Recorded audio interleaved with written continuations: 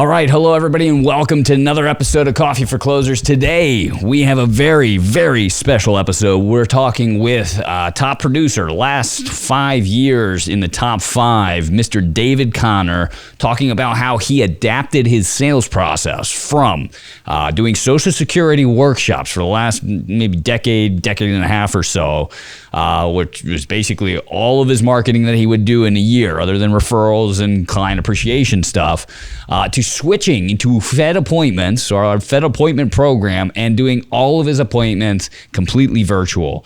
Now, it was a struggle at first, but Mr. Connor has found a way to succeed, barring all the issues and all the other things that have been going on in 2020. He has found a way to succeed. He's here today on the set, or actually through a Zoom, fitting for the occasion, to talk with us about his virtual sales process.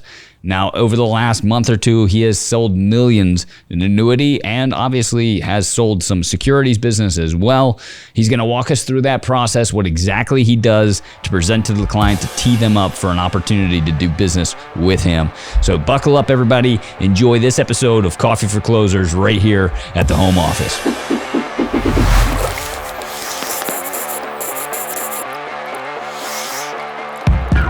Welcome, David. Thanks for being on the show, man.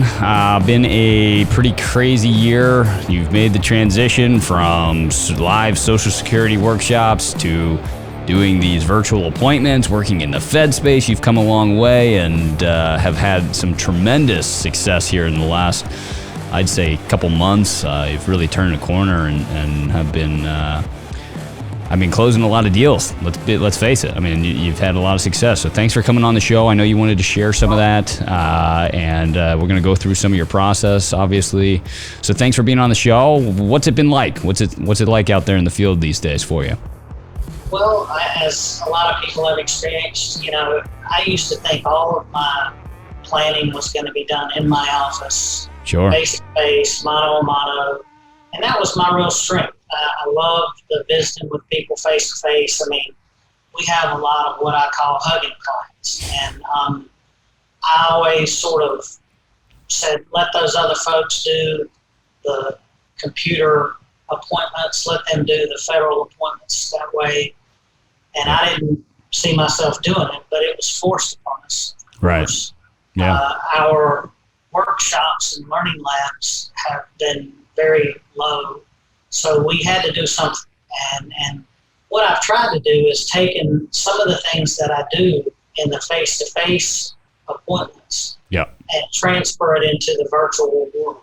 Right. And now it's kind of exciting because as long as I have a cell phone and a laptop, I could be working from an RV in the Grand Canyon. Yeah, yeah.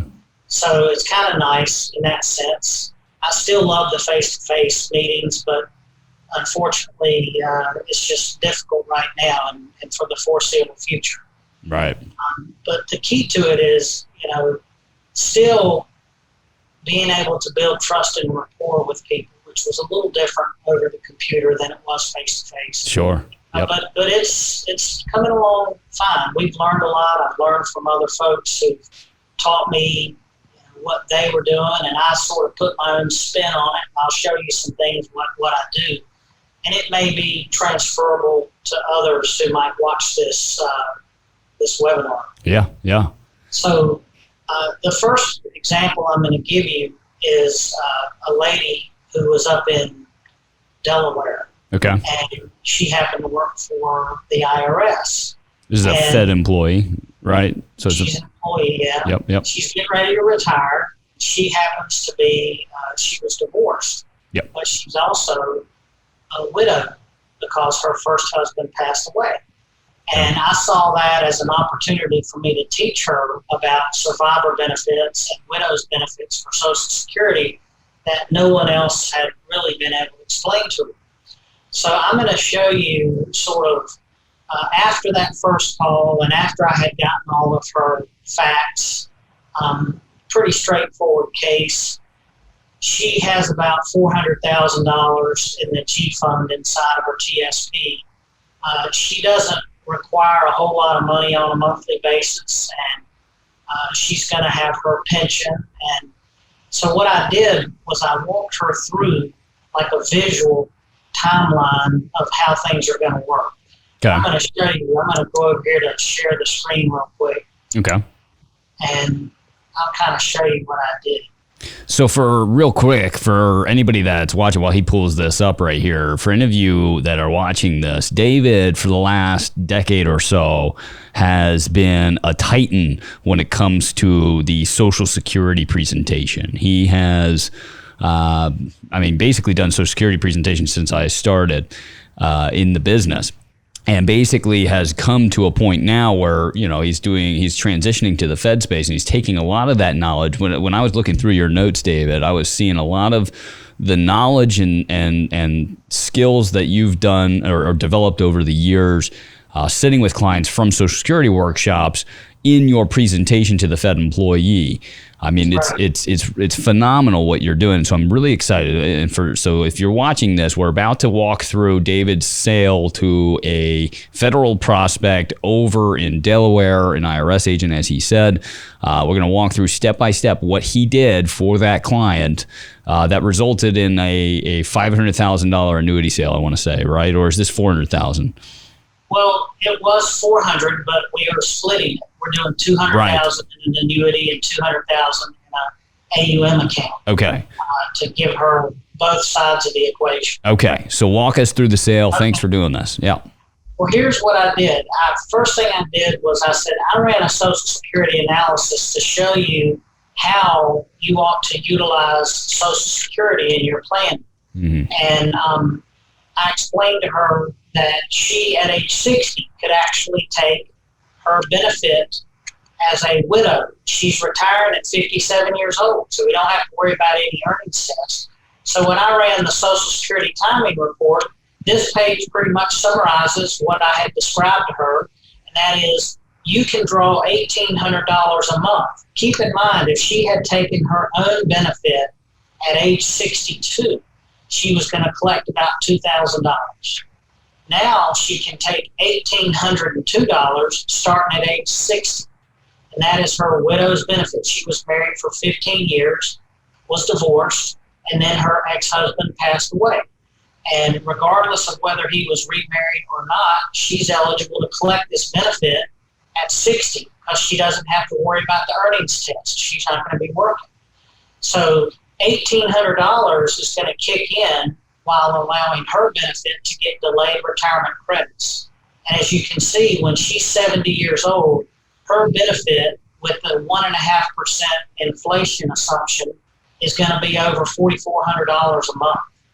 So it's kind of like you can live on your other income sources in $1,800, by the time you reach 70, you're going to have a big Social Security increase. It's like an inflation hedge. You're going to go up by $2,200. Crazy. Actually, yeah, $2,200 on a monthly basis. My goodness, who wouldn't like to have a pay increase like that? Yeah. So that was the Social Security report. She was blown away by this because she never had anybody told her. She didn't know she was even eligible for a widow's benefit. So we got that process going, and she reached out to Social Security to confirm what his benefit would be, and that was good. So right away, I've already started in this consulting role with her. Yeah. We're not selling anything. All we're doing is explaining and teaching. So let me show you the next part. Now, David, is that Social Security report? Are you going over that in your second appointment or right after? Second appointment. Second appointment. It's the beginning of the second appointment. Sure. Okay. Because what I'm talking about, Alex, we all do is what? Here it is. The three-legged stool. That's right. Three-legged stool. Yep. And one of the legs is Social Security. Sure. Yep. The second leg is her pension. Yep. Now, I ran this pension analysis. Tom Abels ran this analysis for me. Yep. And you guys obviously do the reports also. Right. But what this shows, I'm going to flip down here. She was going to keep life insurance, by the way. She was going to keep about $153,000. And notice under this column how much it was going to cost her out of her pension. It was going to reduce it $355 a month. Yeah, well, that's wild. Once they retire, keeping life insurance past that point is foolish. really. So I wanted to free that money up. I wanted to talk about her being able to put that money back in her account. And I'll show you what Tom recommended as far as the life insurance strategy for her if she did want to keep the $153,000 of insurance. Okay. The rest of this report, really what we wanted to focus on now was her pension. Yep. And you can see she was going to have $3,789 on a monthly basis was the gross pension. Okay. She has a PERS supplement that would last until she's 62 of $1,676 minus her life insurance premium. Yep. That was her before tax and after FEGLI deduction. That was her income, $5,100 a month. And after tax, she was planning on that number being more like $4,300 a month. Nice. So I wanted to save her the FEGLI premium, but mainly to know what her second leg of the stool, in addition to the future Social Security. So now let me take you to the next section, which was my handwritten notes. And this might drive some of y'all crazy and disregard the name. That's a John Doe name I wrote up there anyway. Yeah. Her name is Terry, but it's not her last name. But I drew out her line here to show her the different phases of life and what transpires, what happens at these different intervals. Yeah. And phase one is literally now. It's between now and age 60. Where's your income going to come from? Well, the $2,691 was her net pension after taking the FEGLI premium out. But I just put down the number she told me. She was going to have $2,691. She was going to have her supplement, so about $4,300 a month. And her lifestyle required about $5,000 a month. Okay. So if her need is $5,000, her have is $4,300, she was going to have a little bit of a gap. And it's just for 3 years, though. Sure. So I wanted her to see, not counting interest, but it only takes about $25,000 to fill that void. Sure. Now, so out of bucket B, which is her assets under management account, we're going to use about 10% of it to just fill that void for those first 3 years of retirement. Sure. Then her widow's benefit kicks in, and it's going to be about $1,800 a month. So for 2 years, she's going to have an income level that's gone up above her need level of $5,000. Mm-hmm. She actually would be able to save some money.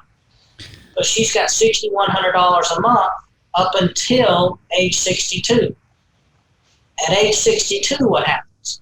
Her supplement stops. Yeah. So her Social Security supplement, which was up here at the top, the $1,645, that stops. Okay. So her $6,100 is going to be reduced by $1,645, and I'm showing her in this example, let's take out about $1,000 a month.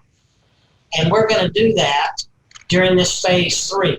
So from age 62 to 65, she needs about $36,000 of capital from that bucket right there to create an income level that is above her need at $5,455. And I told her, the withdrawals, it's like the radio dial in your car. You know, if you need more, we turn it up. If you need less, we turn it down. It's Sure. very controllable on your end as to the volume. But still, we're only talking about $60,000 out of a total of $400,000. We're only talking about $60,000 to get her to the next station, which is 4. So now we're talking about that space of life from 65 to 70. And what's going to happen then is her annuity would kick in. Here's where that bucket A comes into play. We want to let it marinate a little while. We want to give it a couple years to grow. So I'm basically letting it grow for 8 years. So from 57 to 65, we're not touching the annuity. Okay. And at this point, you know, the annuity is just a name of a strategy. It's not like I'm selling her on the annuity. I'm just showing her where it's going to kick in. Sure. And how much it's going to be worth. And if she turns on her income rider, it's going to create $1,500 a month guaranteed for the rest of her life. That combined with the 4455 gives her $6,000 a month guaranteed for the rest of her life. And then at 70, when we get to the last phase, she's going to switch from her widow's benefit to her own. And her benefit, even without inflation, was $3,800 a month. It was $4,400 if you factored in inflation. Sure. But the bottom line is she's got $8,000 a month. Her three-legged stool is Social Security, a pension, and the annuity. And it's $8,000 a month for the rest of your life. It has nothing to do with getting lucky. It has nothing to do with the market. And it's guaranteed forever. Solid, and rock solid. At that point, she was just like so relieved. She got teared up knowing that she was going to be able to retire. She was never going to have to worry about where the money was going to come from. Yeah. And I told her, Alex, my favorite line is, I can show anybody how to retire, but the trick is staying retired. Yeah. And if you follow my game plan, we can guarantee you can stay retired. So that's the whole crux of this conversation. Your thing is the avoiding work retirement. I love that saying. Yes, That's so great. Work retirement. Avoiding work Who wants retirement. to circle the airport and try it again? That's right. No one does. So this is something I feel like a lot of guys and gals need to use sometimes to map out somebody's life, because they can see it on one piece of paper. Yeah, it's a yellow pad. It doesn't have to be complicated. Yeah. It doesn't have to have tons of moving parts. In her case, she's got several different stations, I call them, simply because of the timing of when her Social Security benefits kick in, her widow's benefit, her Social Security supplement. But I wanted to have her visualize it all out, and that was pretty much what sold it. I love the idea of having this handwritten, whether you write it while you're on the screen with them or if you've pre-written it. It makes me feel like you've done work, like you were saying before. It makes me feel like you've put something in place for me. It establishes credibility. First off, it's a handwritten thing, which makes me feel like you're not some robot just reciting something over the internet. This is something that you do for a living, and you know, it's important. Establishing trust, like you said, that's a big factor when we're dealing online versus in person. That trust is earned way quicker belly to belly than it would be online, and you're finding creative ways to do that. I love that. Now, is that something, before we move on to the annuity illustration, is that something that you've obviously, I mean, I've seen you practice that, but on the Social Security side of things, but is that something you're practicing before you go into the meeting? There's a lot of folks out there that would try and,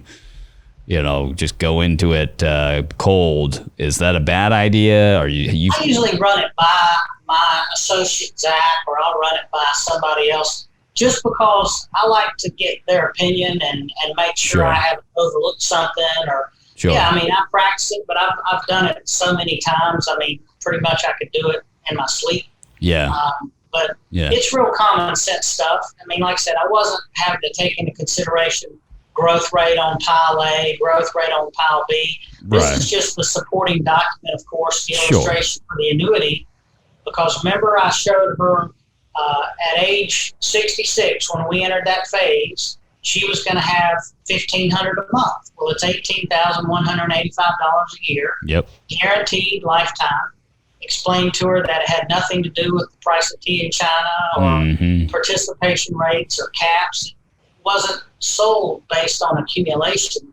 It's purely based on a private pension concept. Sure. And I explained to her the well-being payment, how it would double her benefit and give her extra money for 5 years, or approximately 5 years if the account value didn't make it that long, but she still would get $18,000 for the rest of her life. And at this point, like I said, the annuity is just a tool. Right. You know, I'm having work done at my house, and the carpenter was in there working. The last thing I was going to ask him is which drill bit are you using, or what size screw are you using? Right. I didn't care. Just build the wall. You know? Yeah. So this was her plan. Now, I want to show you sometimes what I'll use. Oh, and by the way, before I forget, this was the life insurance plan that Tom came up with. And remember, she had $150,000 of insurance. She was going to pay $355 a month. Yep. Well, this is a 20-year term, $150,000, and it was only going to cost her $92.26 a month. Jeez. There's another sale. That was a no-brainer. She wanted to have insurance for 20 years.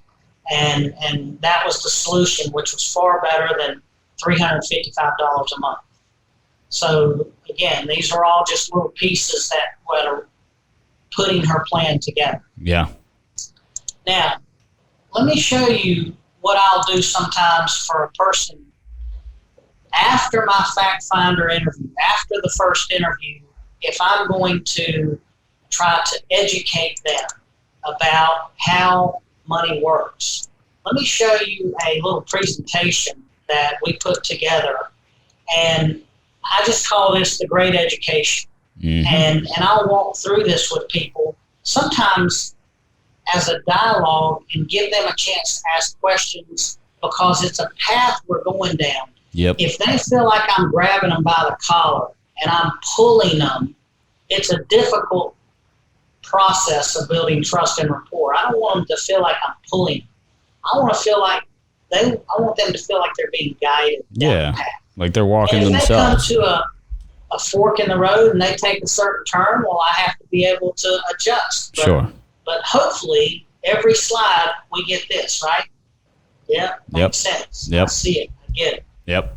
So let me show you how this works. The first thing that I explain to them is money kind of can play tricks on you at times. And people just assume that a loss of negative 30 or whatever, a positive 30 makes up for it. Well, it doesn't work like that. And you can see from this illustration, if you lose 38% in a single year, you have to make 61% to get back to zero.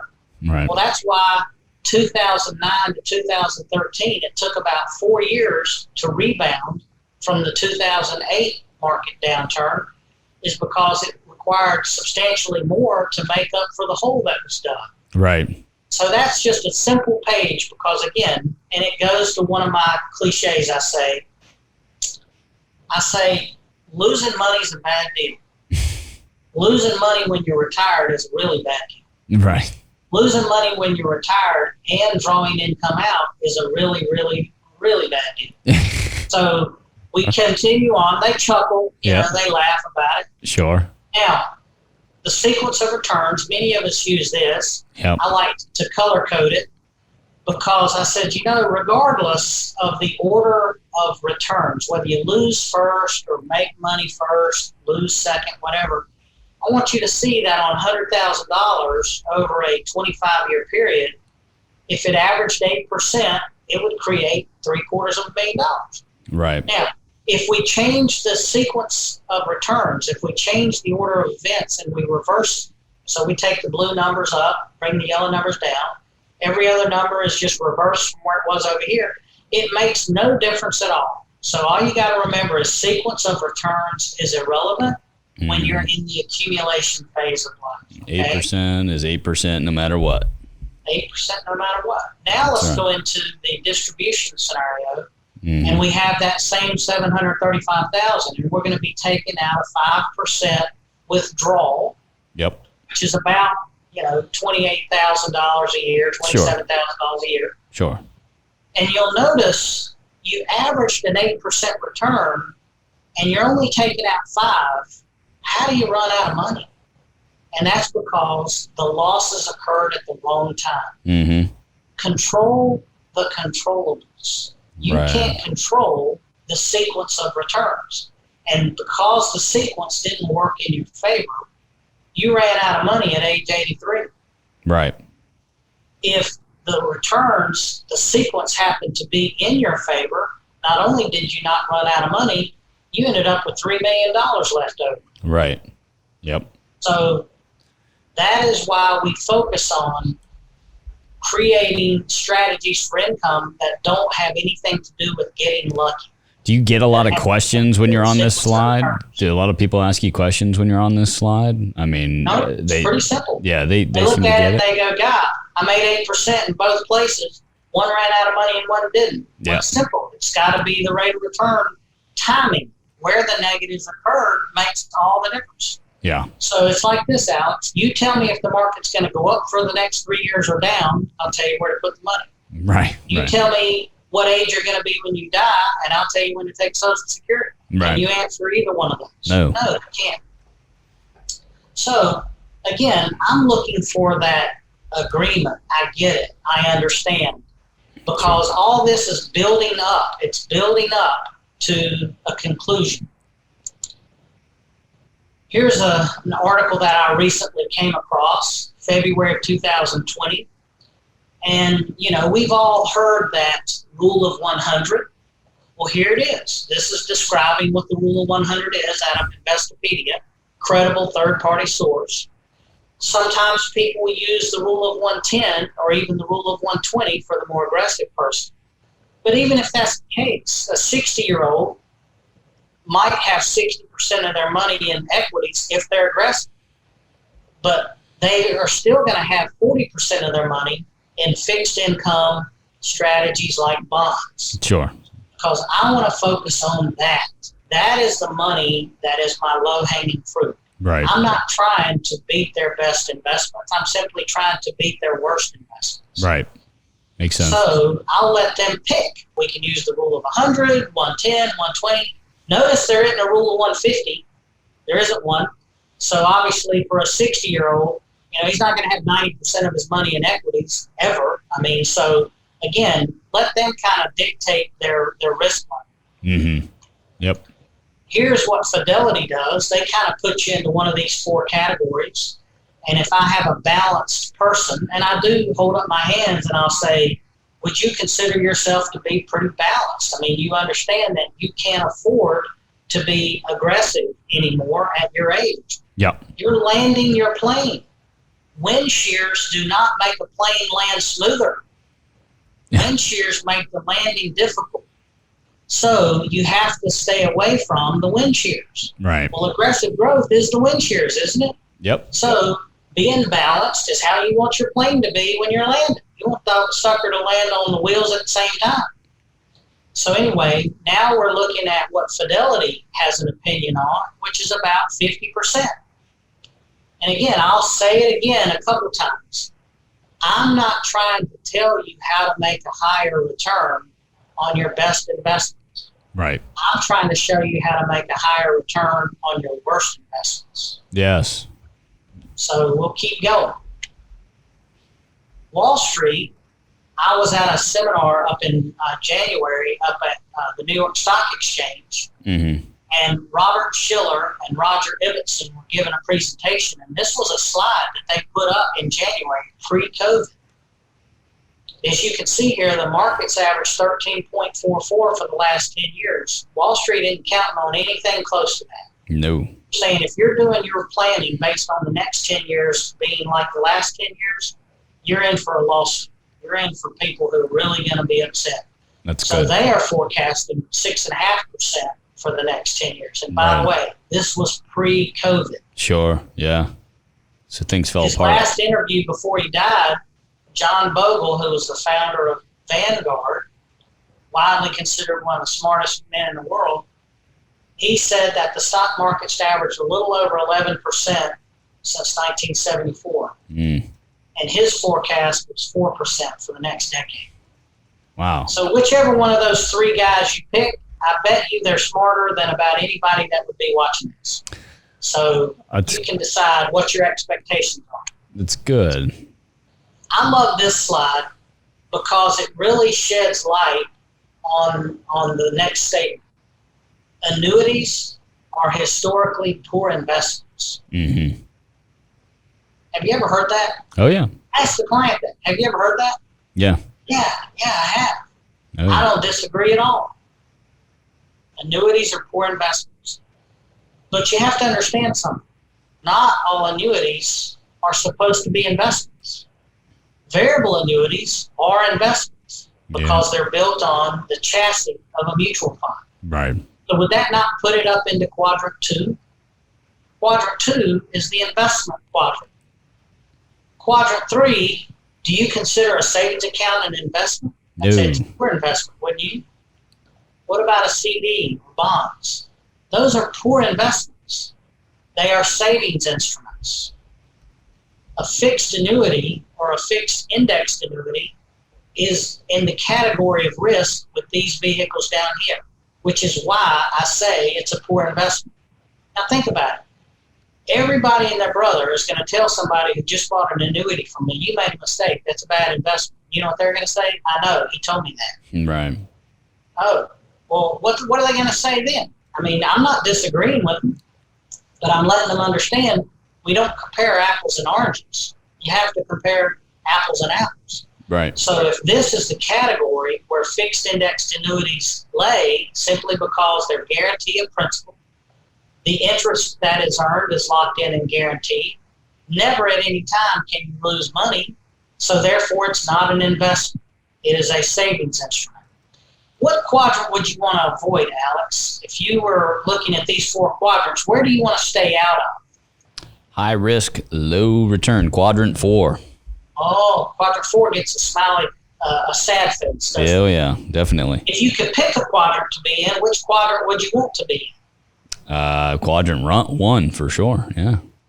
Oh, so the idea of low risk, high return, which is sometimes people call it an oxymoron or whatever, but I mean, Sure. Low risk and high return, wouldn't that be the ideal quadrant to be in? Yeah, it's the That'd be Goldilocks. almost too good to be true, Oh wouldn't yeah. it? Oh yeah. So we're going to come back to that because we're going to talk about that. What about withdrawal rates? David Blanchett, he is the head of retirement research at Morningstar. And let me see something here. Yeah, I just realized I've got one slide missing, but David Blanchett felt like the 4% withdrawal rule was not accurate. Yeah. So he said that based on his math, 2.8% gave you a 90% chance of success. Yeah. 4% lowered your chance of success to 48%. I don't really care whether you use 3 or 4, but somewhere between those two numbers is probably the sweet spot. Okay? Sure. And we're talking about traditional allocations, 40% equities, 60% fixed income, obviously kind of like the rule of 100. That's what he used. The head of Morningstar Retirement Research used that allocation. Okay? Mm-hmm. Now, what about bonds? Bonds, for that safe side of the portfolio, you can see here that it is possible that bonds might only earn 0 to 1% for the next 20 years. So when it comes to the safe money, when we were talking about your allocations, clearly bonds are not a great alternative. According to Forbes, get ready for a bond meltdown. Why? Here's why. The U.S. Treasury bond in November of 2020 was less than 1%. Yeah. Yep. Now, I want to show you some math because I'm a math nerd. I like math. Math takes all the emotion out of it. You know, what math does is it just lets us look at things. 2 plus 2 is always going to equal 4. We don't create a committee to discuss it. It's just 2 and 2 is 4. But let's look at math. If I have someone who's 65 years old and they've got a 7-year horizon, that they're going to let some of their monies grow and sort of season, if you will. Maybe we've created other income sources for the first 7 years, first 6 years, even from their assets under management bucket. But here's what we're trying to show them. If you have a 5% rate of return, and this is a hypothetical rate of return, just it's math. If I'm trying to create $36,000 a year of income, that's my goal. I would tell you, you're going to need to give me $639,000 today. Not touch it. Leave it alone for 7 years, 5%. It would create $900,000. That $900,000 at a 4% withdrawal rate meets your objective. Alex, is $36,000 a year. Now, Plan B, and we're not giving these any certain names. We're just calling Plan A, Plan B. It's just math. Sure. Plan B is the same horizons, time-wise. The only difference is we get to substitute one word for hypothetical, and that word is guaranteed. Right. So this guaranteed, it's not a guaranteed rate of return. That would be too good to be true. It is a guaranteed roll-up of your income value because that's what creates your income. So what we're going to show you is it would take less money. It takes $400,000 to create that same $36,000. Yep. So it's discounted dollars. Right. You know, Alex, here's the way I look at it. If I can give you more money for the same risk, that's a win. Yep.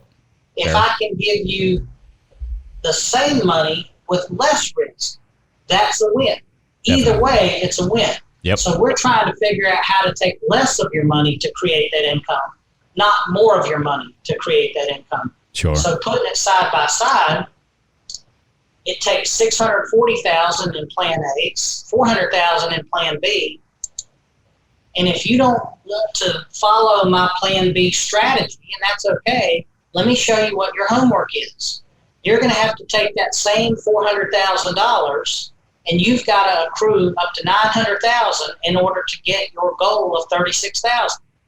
Well, here's math for you. You would have to earn 12.3% per year, every year, guaranteed for the next 7 years. And how likely is that? Yeah, I mean, you even had just shown them a slide, a few slides before that showed that a number of folks were projecting much, much lower. I love how you teed that up, right? Like you teed them up for rates aren't where they were, where you think they're going to be. And if you're using past performance as an indication of future value, that's a sad story. The smartest guys in the room are all saying, don't do it, don't do it, don't do it. And then you say, boom, 12.3. I mean, that just hammers in. You want me to tell you a great line? Nah, go ahead.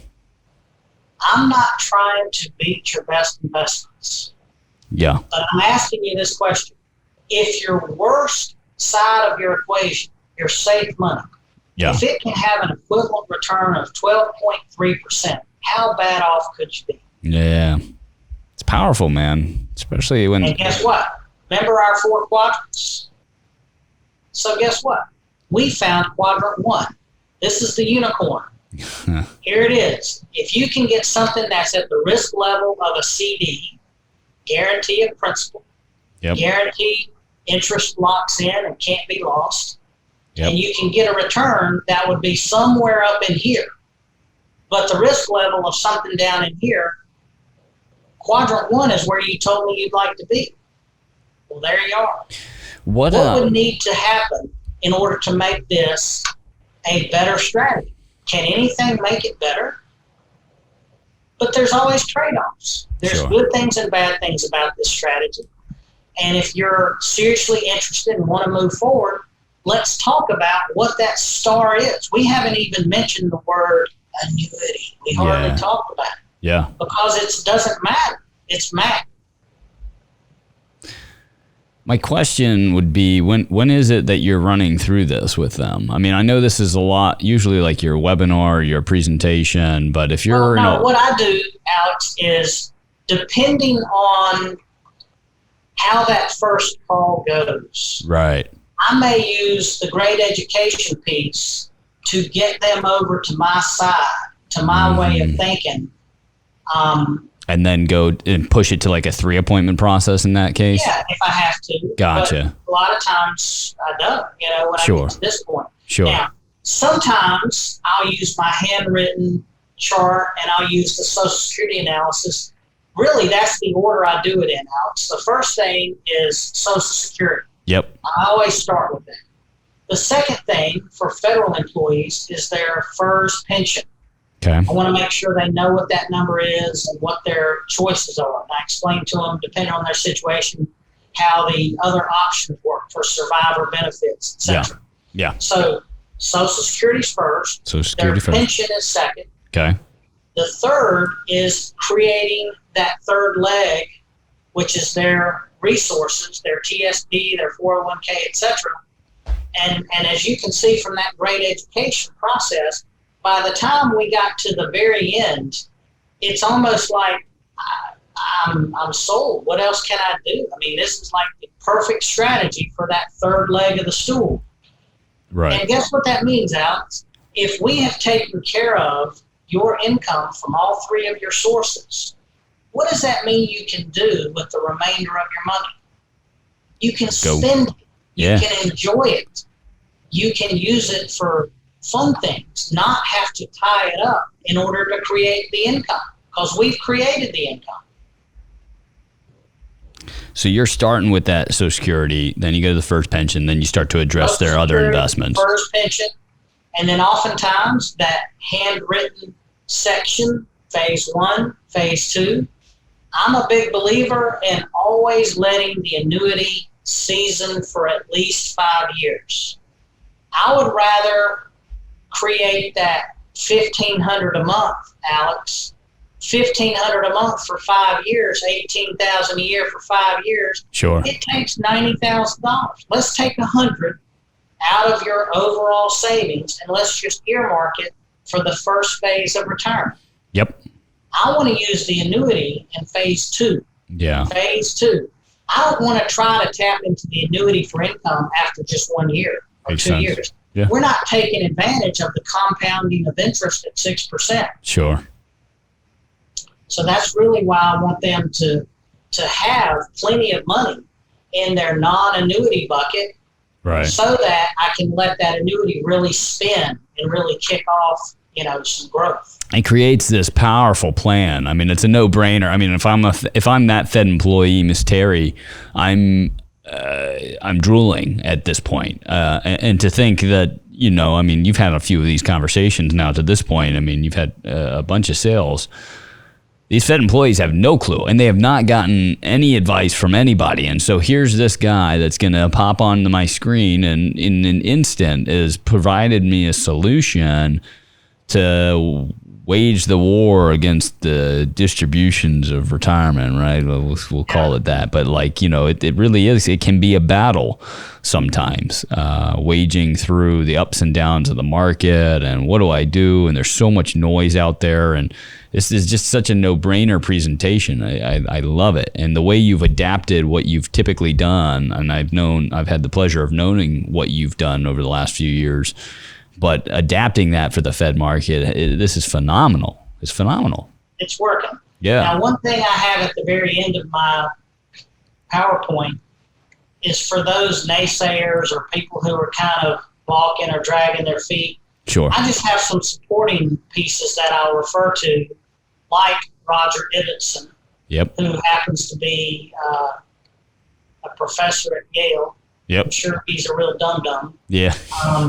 And, this is his opinion about annuities. So I'll use that as a supporting argument if I need to. Sure. I like to refer to Wade Fowle. Of course, everybody realizes this guy's totally unbiased. And Wade Fowle, clearly he talks about, look right here, winning combination turns out to be a mix 50-50 of stocks. And, it's not bonds. What did he plug in there? Fixed annuities. Yeah, how about that?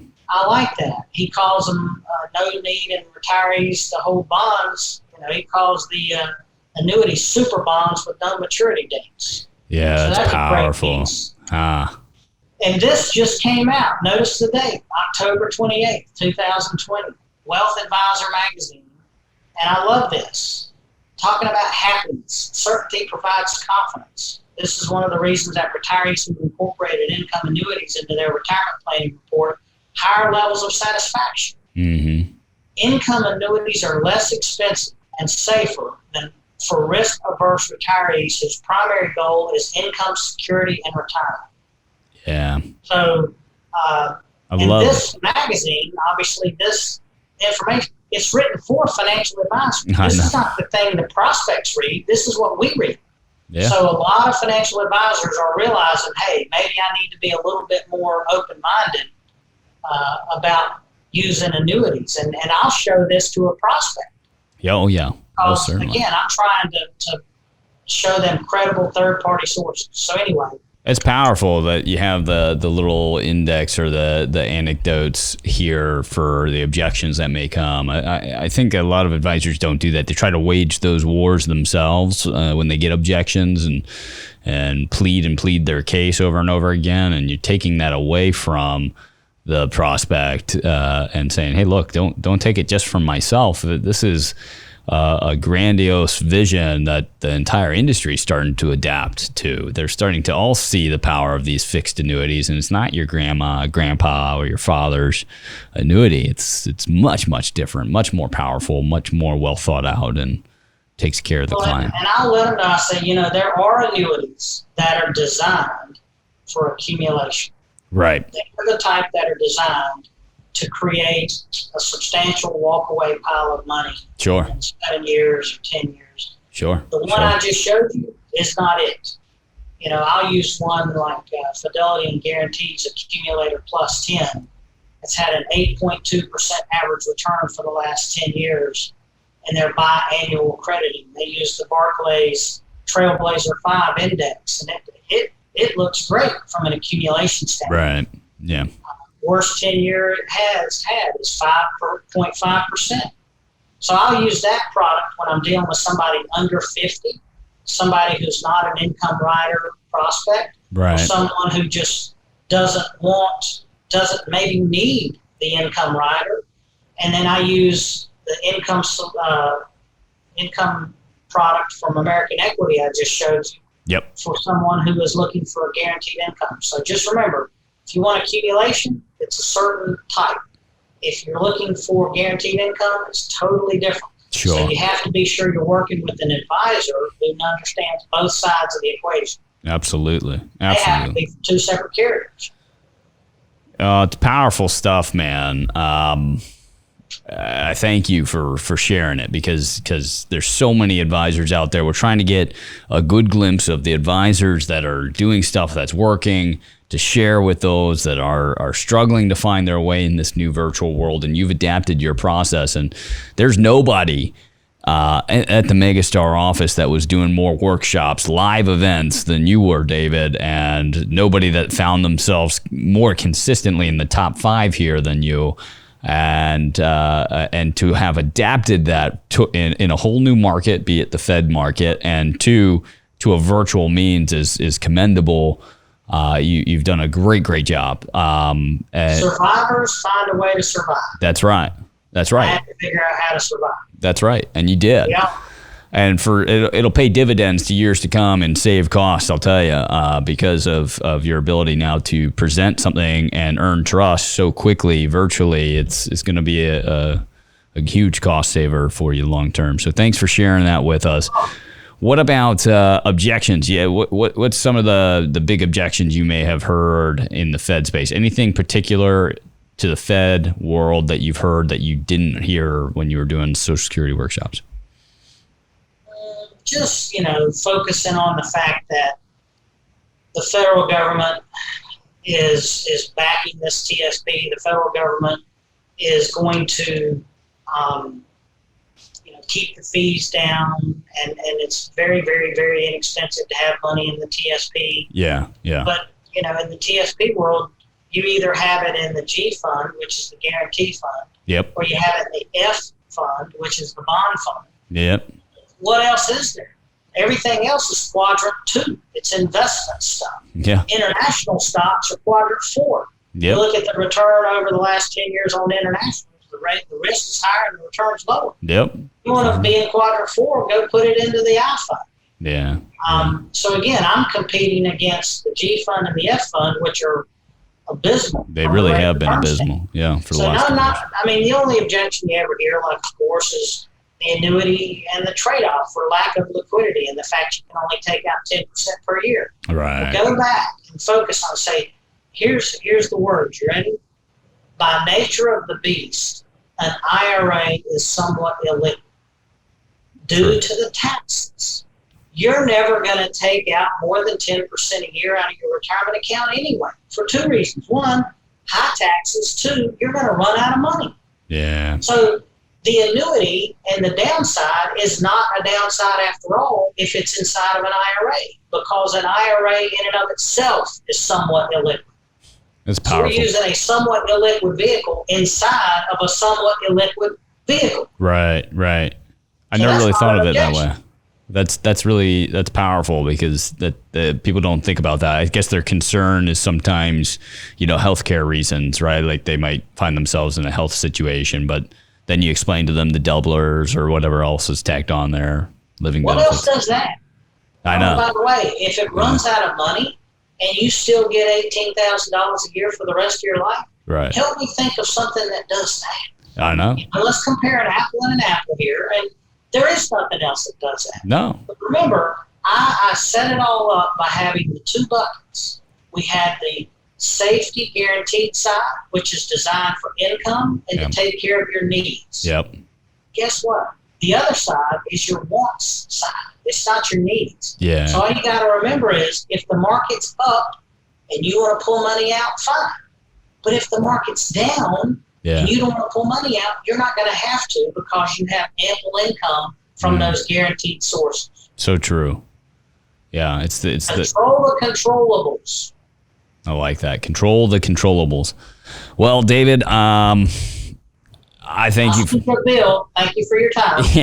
Submit. Thank you so much for sharing all of this. We appreciate obviously the business and you sharing some great advice with everybody out there and being on the show. My hope is that I'll keep having you back on it, man, and continue to share your successes. Some more goodies, I'll let you know. All right, my man. Well, thank you so much for joining us. We'll see you next time, and thank you, everyone, for watching. Bye-bye. Take care. All right, everybody. Thank you so much for joining us and watching the episode here today. We want to thank David for joining or for being on the show and sharing some wisdom with us. If you liked the video, go ahead and click that subscribe button. Turn on the bell or hit the bell and get your notifications going as well. We're here every week for you with great new content to help you out in the field. Hopefully you find it helpful. If you have any show ideas, go ahead and message us. You can always message me at alex@megstaradvisors.com, or you can message anybody here at the home office and they'll get that information for you. We'd love to put it on the air. Stay tuned for a whole bunch more. We got a few different kinds of shows coming out over the next couple months. Thanks again, everybody. We'll see you next time right here on Coffee for Closers.